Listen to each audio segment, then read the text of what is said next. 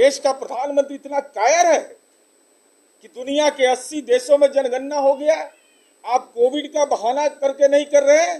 इसके पीछे सीधा है कारण कि दलितों को मिलने वाला जो आरक्षण है लोकसभा और विधानसभा में, आप उसको खत्म करने की योजना बना चुके हैं।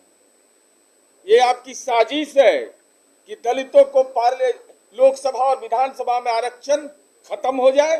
2021 में जनगणना होना था और जब हम करवा रहे हैं सामाजिक आर्थिक सर्वे तो तिकड़म लगा रहे हैं। लेकिन जाति जो हमारा सर्वे की रिपोर्ट है, जो आर्थिक सर्वेक्षण रिपोर्ट है, सामाजिक सर्वेक्षण रिपोर्ट है, वह सार्वजनिक होगा।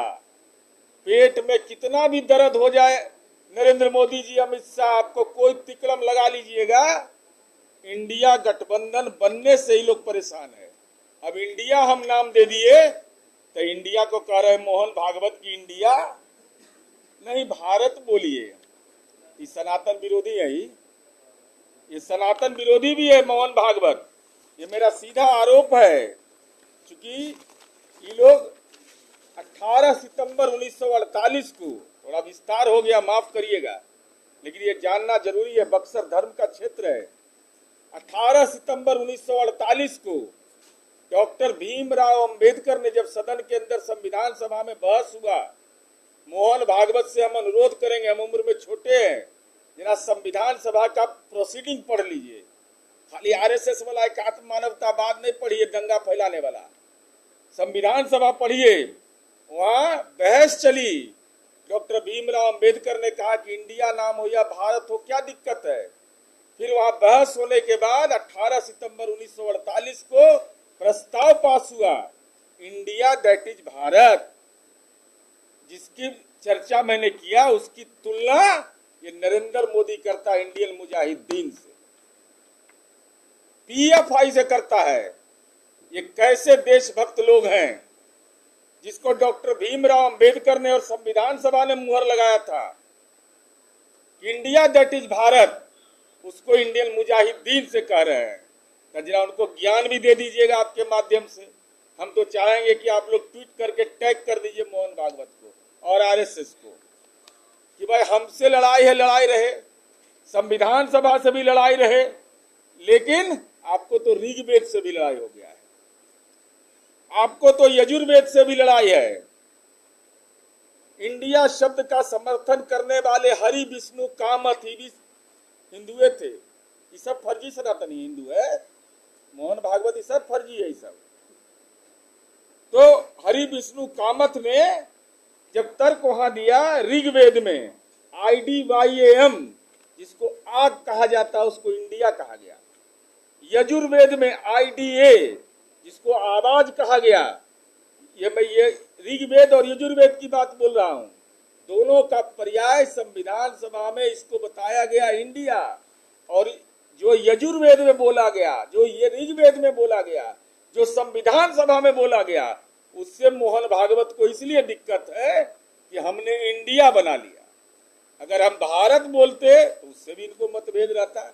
इसलिए हम आपसे यही अनुरोध करेंगे कि बक्सर के ये धार्मिक स्थान पर जो धार्मिक पाखंड फैलाने वाली ताकत है, नफरत फैलाने वाली ताकत है, उनके चेहरे को मैंने बेनकाब किया है। कलेजा में दम है तो हमारे सवाल का जवाब दीजिए, हिंदुओं के बीच जाकर हमारे सवाल का जवाब दीजिए। और बाबू जगजीवन राम छात्र आवास योजना बंद होना, बाबू वीर कुंवर सिंह का नाम गायब होना, डॉक्टर भीमराव अंबेडकर का अपमान होना। अब माननीय त्रिपुंडधारी जी, आपसे एक ही अनुरोध है, एकदम बिना डर के, कुछ नहीं, आपको तो कोई फाइल उल भी आता नहीं है, एकदम हिम्मत करके पार्लियामेंट में बोलिए कि सवर्णों को भी स्कॉलरशिप मिलना चाहिए। मंत्री अश्विनी चौबे बक्सर में श्री रामचंद्र जी, सीतामढ़ी में माता सीता की मंदिर बनाने, मूर्ति स्थापना और मंदिर बनाने का दावा कर रहे हैं। कहाँ पर मैंने उसका दिए है, जमीन का जमाबंदी खाता है कुछ? अभी बक्सर में तो आदमकद प्रतिमा श्री रामचंद्र जी की दिखा के गए। नहीं, दिखाना अलग चीज है। अभी चुनाव के समय तो बहुत सी लोग दिखाता है, लेकिन राजा रामचंद्र जी की जो मंशा थी, राजा रामचंद्र जी के हाथ में कभी देखे थे तलवार? ये तो तलवार वाले हैं ये। अरे तो सौम्य के प्रतीक है, सौम्यता के प्रतीक हैं। ये तो अपने कभी कभी बन जाते हैं, तो इनको कहीं ये अपने स्थापित हो जाए। ये तो तरह तरह का काम करते, इनको कोई दिक्कत है? रूप रोने का, धोने का, माथा मुंडन का, ये तो खुद राजनीति के ऐसे कलाकार हैं कि राजनीतिक मायावी है, माया जाल में फैलाते हैं। लेकिन जरा हिंदुओं के प्रश्न का जवाब दे दे, अगर हिंदू के पक्ष में है तो। उत्तर प्रदेश में 300 विश्वनाथ कॉरिडोर में 300 शिवलिंग को तोड़ा गया। आज भी हम चुनौती दे रहे हैं कि लंका थाना में 150 शिवलिंग हाजत में बंद है। ये ऐसा फर्जी हिंदू है कि सावन महीना में भी जलाभिषेक नहीं हुआ, बेलपत्र नहीं चढ़ाया गया। ए फर्जी सनातनियों, यहाँ तो एगो बड़का सनातनी है यहाँ के जनप्रतिनिधि, तो काहे नहीं गए जल चढ़ाने? 125 किलोमीटर है, जल चढ़ाते जाके वहां पर, आज जमानत लीजिए जाके। और मैं उदाहरण के साथ बता रहा हूं, वाराणसी में भारत माता के मंदिर को तोड़ दिया गया, रानी सती का मंदिर तोड़ दिया गया। कॉरिडोर और राष्ट्रीय राजमार्ग के विकास में मंदिर और मस्जिद टूट सकते हैं, इससे कोई इनकार नहीं करना सकता है। लेकिन नीतीश कुमार जी तो सीख लो। नीतीश कुमार जी ने जिला प्रशासन को निर्देश दिया, आप उसका उदाहरण के तौर पर देख लीजिएगा। कहीं अगर मंदिर और मस्जिद टूटा है तो मुख्यमंत्री जी ने जिलाधिकारी और एसपी को निर्देशित किया कि दूसरे जगह पर उसको स्थापित करिए, सार्वजनिक जगह पर। वो श्रद्धा का प्रतीक है, वो थाना में बंद नहीं हुआ।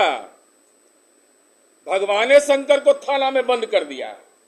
और हमारे यहां अगर ऐसी घटनाएं हुई तो मंदिर को विस्थापित करके पुनर्स्थापित किया गया है।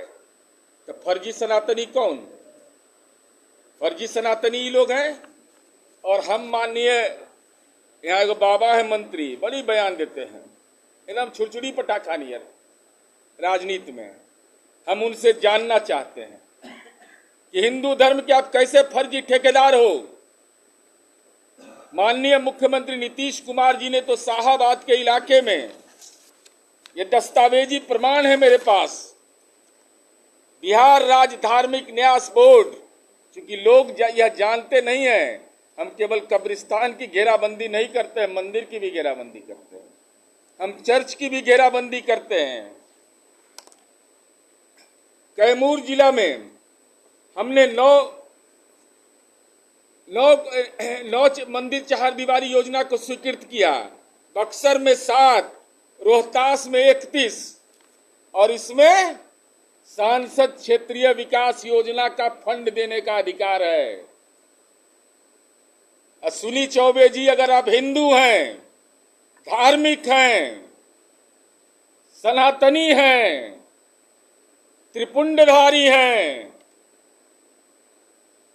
शिखाधारी हैं, जनेऊधारी हैं, तो हिंदू मंदिरों में जो बिहार राज्य धार्मिक न्यास बोर्ड से निबंधित था, उसमें एमपी फंड का पैसा क्यों नहीं दिया? अगर दिया तो श्वेत पत्र जारी करो, कहां कहां आपने पैसा दिया है, किन मंदिरों की 4 दीवारी में दिया है। ये तो कानून के तहत गाइडलाइन में है कि आपको देने का अधिकार है। तो आप देवी देवता को तो छलिए लिए, और अब आपने छला किसको किसको? इसका जवाब शाहाबाद की जनता से हम अनुरोध करेंगे कि भाजपा और उनके कुनबे के लोगों से पूछना चाहिए। चूंकि अश्विनी चौबे जी उस राजनीति में है जहां 1947 को आजादी नहीं मिला। आइए, बेशर्म स्वास्थ्य राज्य मंत्री वहां बैठे हुए थे, कोई प्रतिकार नहीं किया कि भारतीय जनता पार्टी का प्रदेश अध्यक्ष कह रहा है कि 47 में आजादी नहीं मिली है, कि गुलाम भारत में पैदा लिए थे अश्विनी चौबे। ये तो तिरंगा का अपमान है, स्वतंत्रता सेनानी का अपमान है, देश का अपमान है कि कोई कहे कि 47 में आजादी नहीं मिली है। और वहां अश्विनी चौबे जी उपस्थित थे, तो वहां जीभ में हलंत लग गया था कि मिर्चा खा लिए थे लाल वाला, बोली नहीं निकल रहा था। मीडिया को बोलते कि यह गलत बात है, हमारा राजनीतिक विरोध हो सकता है, लेकिन 47 में कैसे आजादी नहीं मिली भाई? तो हम उनसे यह जानना चाहते हैं। वीर कुंवर सिंह के नाम पर कार्यक्रम हुआ आरा में, जगदीशपुर में, देश के गृह मंत्री आए, गिनीज बुक में नाम दर्ज हुआ, उस सर्टिफिकेट से वीर कुंवर सिंह का नाम क्यों गायब कर दिया? सवाल नंबर मेरा 1 है, क्या इसलिए कि आप पुरखों का अपमान करना चाहते हैं? अमित शाह की मिनिस्ट्री का नाम है उसमें, मिनिस्ट्री ऑफ होम, लेकिन जिसके लिए कार्यक्रम हुआ बाबू वीर कुंवर सिंह का नाम साफ कर दिया। चंदवा के बाबू जगजीवन राम देश के उप प्रधानमंत्री रहे, बाबू उनके नाम के आगे लगा हुआ था, तो बाबू जगजीवन राम छात्रावास योजना नरेंद्र मोदी ने बंद कर दिया। क्यों? दलित थे, दलित के नाम के आगे बाबू लगेगा, तो नरेंद्र मोदी को कहां मंजूर है? अश्विनी चौबे जी इस पर बोलिएगा कभी, या बोलिएगा कभी कि नरेंद्र मोदी की सरकार ने शिक्षा का अधिकार छीन लिया? पिछड़ा और अति पिछड़ा वर्ग, जिसको कक्षा 1 से 8 तक छात्रवृत्ति मिलता था, उस छात्रवृत्ति को छीन लिया, बंद कर दिया नरेंद्र मोदी की सरकार ने। तो भाजपा इसका कब जवाब देगी? और भाजपा से हम यह अश्विनी चौबे जी से सीधा पूछना चाहते हैं कि 10% आबादी संविधान में मिला है सवर्णों को। आप है सवर्ण, टीकाधारी हैं, शिखाधारी हैं, कभी कभी खड़ाउधारी भी आप बन जाते हैं वोट के लिए। महान अश्विनी चौबे जी, यह बताइए कि सामान्य जाति के लोगों ने कौन सा ऐसा गुनाह किया है कि 10% अगर उनको संविधान ने आरक्षण दे दिया, तो जैसे पिछड़े वर्ग को छात्रवृत्ति मिलती है, 10% को क्यों नहीं मिलता है? अगर नहीं मिलता है अब तक, तब आपके पास खोने के लिए बचा हुआ क्या है? अब तो चुनाव होने वाला है। अगर कलेजा में दम है, आप सामान्य जाति के हित में काम करने का दावा करते हैं, तो केंद्रीय स्वास्थ्य राज्य मंत्री होने के नाते देश के प्रधानमंत्री को और देश के शिक्षा मंत्री को पत्र लिखकर पार्लियामेंट में खड़ा होकर के बोलिए कि 10% आरक्षण मिला है, उसको भी स्कॉलरशिप दो। अगर नहीं बोलिएगा तो सवाल तो हम पूछेंगे आपसे। चूंकि माननीय नीतीश कुमार जी ने सामान्य जाति के छात्रों को, देश में यह पहला राज्य है, कक्षा 1 से लेकर उच्चतर शिक्षा के लिए हम स्टूडेंट क्रेडिट कार्ड से भी अगर आच्छादित किए हैं, तो सामान्य जाति के लोगों को भी हमने आच्छादित किया है कि हम इसके पक्षधर हैं। लेकिन समय कौन सा है? इसके लिए विभिन्न राजनीतिक दलों से संपर्क करना, विभिन्न राज्यों के माननीय मुख्यमंत्री संपर्क करना, चुनाव आयोग से संपर्क करना, ये और इसके लॉ कमीशन से लेकर के पार्लियामेंट के स्टैंडिंग कमेटी की रिपोर्ट भी है। तो ये सब बतवा सदन में बोलेंगे ना। जब सदन में बोलेंगे तो यह हमारी अपेक्षा है आदरणीय नरेंद्र मोदी जी से कि इस सब पर तो संविधान में संशोधन करना है, बहुत सारे विचार आएंगे, लेकिन कृपा करके आदरणीय मोदी जी सदन में जरूर बोलिएगा कि अदानी या बालेश्वर मांझी का आमदनी एक हो जाए, प्रमोद राजवंशी भी वहीं पढ़े जहां जय शाह अमित शाह का पोता पढ़ रहा हो। इसका भी साथ साथ घोषणा करिएगा, तब एक समान एक चुनाव पर सार्थक चर्चा होगी। अब परेशान हो गया, धीरेन्द्र शास्त्री जी से मिले होंगे वो, चूंकि आसाराम बापू से नरेंद्र मोदी जी मिले थे, आशीर्वाद वीडियो वायरल है, ऑन रिकॉर्ड बोल रहे हैं, बीजेपी पर मानहानि नहीं तो करे। तो आसाराम बापू चले गए जेल, तभी धीरेन्द्र शास्त्री जब आए थे ना, तो रात के अंधेरे में ये लोग बहुत लोग मिला है जाके धीरेन्द्र शास्त्री से। हम लोग भी सबका दस्तावेज रखे हुए हैं, वीडियो सबका फुटेज रखे हुए, चुनाव के समय उसका इस्तेमाल करेंगे। कौन कौन मिलने गया था?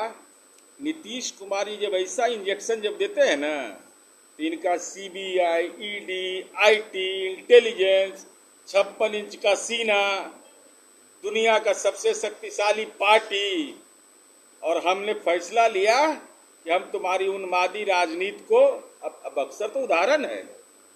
सुनील चौबे का बेटा को जेल कौन भेजा सरकार में रहते हुए? हमारी सरकार ने भेजा ना। तो हम लोग किसी के दबाव में नहीं रहते। लक्ष्य हमने तय कर लिया था कि हमको हमारे साथ विश्वासघात किए हो, हमारे साथ रह के हमारी सीटों की संख्या घटाया, तो हम तुमको दिल्ली से हटा देंगे। देखिए, ये एक मीडिया का एक सेक्शन इसलिए चलाता है कि जब नीतीश कुमार जी 45 MLA की पार्टी बनाकर इसकी शुरुआत किए, तो पहले चलाया कि इनको चाय नाश्ता करने जा रहे हैं, इनको कोई नोटिस नहीं ले रहा है। फिर हमारा पद भी बीजेपी सृजित कर दिया संयोजक का। ये सब भाजपा का ही सब है। तो जब हमसे परेशानी नहीं है तो बेचैन काहे के लिए है? और नीतीश कुमार जी किसी पद के आकांक्षी नहीं हैं, और माननीय लालू प्रसाद जी और नीतीश कुमार जी में और जो भी गठबंधन की वामपंथ की पार्टियां हैं, साझी रणनीति पर हम इंडिया का हिस्सा बने हैं। इसलिए नाम लेना नहीं लेना, इंडिया नाम लिए ना, बीजेपी को हराओ लिए ना, ये कहे ना कि चंद्रयान पर भेज दो, इसरो के वैज्ञानिक के बदले मोदी जी पहुंच जाएं, ये सब तो इंडिया के सहमति से न हुआ है। इसलिए ये सब कोई यथार्थ ये सब चीज का नहीं। एक लक्ष्य है कि संविधान विरोधी सरकार है, ये संसदीय परंपरा का अपमान कर रही है, यह राष्ट्रपति पद की मर्यादा की अवमानना कर रहा है, लोकसभा के स्पीकर के पद की अवमानना कर रहा है, और भयभीत होकर करके विभिन्न मामले को ये खड़ा करना चाहते हैं। इंडिया गठबंधन 1 to 1 लड़ाई होगी इस बार, एक सीट पर एक उम्मीदवार। हमारी पार्टी के विधायक हैं और अनाप शनाप बयान दिया, बिल्कुल हम सहमत हैं। हमने सुबह में ही मीडिया से यह बताया, हमारे के पार्टी के प्रवक्ताओं ने, पार्टी उनके बयान को कहीं भी गंभीरता से नहीं लेती है। न सहमत कोई भी सामान्य नागरिक भी सहमत नहीं हो सकता है, और राजनीति में ऐसे शब्दों का इस्तेमाल किया जाना बिल्कुल वर्जित है। अब यह अधिकार क्षेत्र मेरा नहीं है, चूँकि पार्टी का हमारा अधिकार क्षेत्र है अपनी राय व्यक्त करने का। पार्टी असहमत है, उनके बयान गलत हैं, उनके मंतव्य गलत हैं। अब उन पर, चूँकि फ्रीलांसर टाइप के आदमी है, कभी कुछ से कुछ बोल देना, कभी कुछ से कुछ बोल देना, एकदम फ्रीलांसर टाइप के कहीं कुछ बयान दे देना। और इंडिया गठबंधन का एक महत्वपूर्ण घटक दल है राजद, हम सरकार में हैं, साथ में इंडिया गठबंधन के हमने रूपरेखा बनाई है, वह देश के आकार रूप ले रहा है। तो कोई विधायक का मंतव्य का कोई प्रभाव भी नहीं पड़ना है, उनके मंतव्य भी प्रभावहीन है। जैसे वो आधारहीन उनका बयान भी है, अब मंतव्य उनका एकदम उसका कोई औचित्य नहीं है। अब इस संबंध में पार्टी को अधिकृत क्या इस पर होगा, ये तो पार्टी के प्रदेश अध्यक्ष जी का अधिकार क्षेत्र है।